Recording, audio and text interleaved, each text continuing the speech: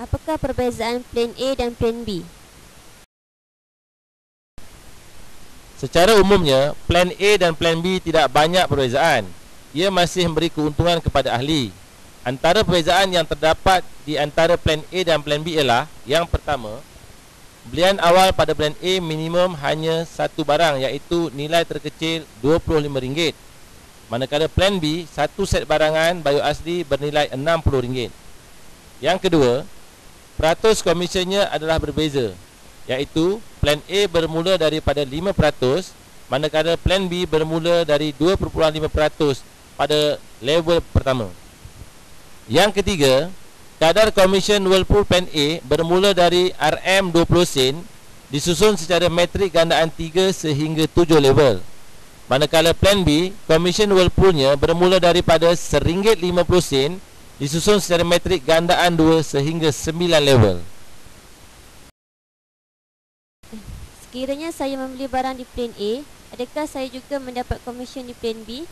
Begitu juga sebaliknya, sekiranya saya membeli barangan di plan B, adakah saya mendapat komisen di plan A? Ya, sistem yang kami tawarkan tidak membebankan, di mana anda akan layak mendapat komisen penajaan sehingga 20 level dari kedua plan jika membeli barangan dari salah satu plan A atau plan B.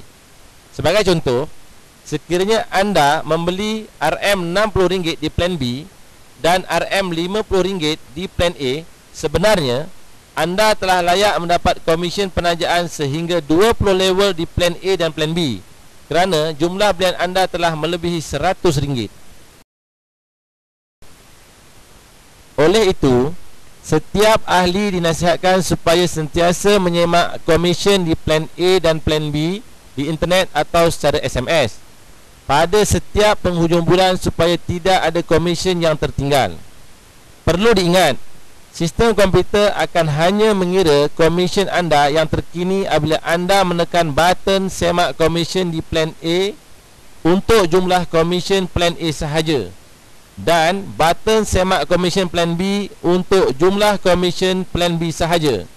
Selepas itu, barulah ianya disatukan di dalam jumlah e-wallet terkini anda.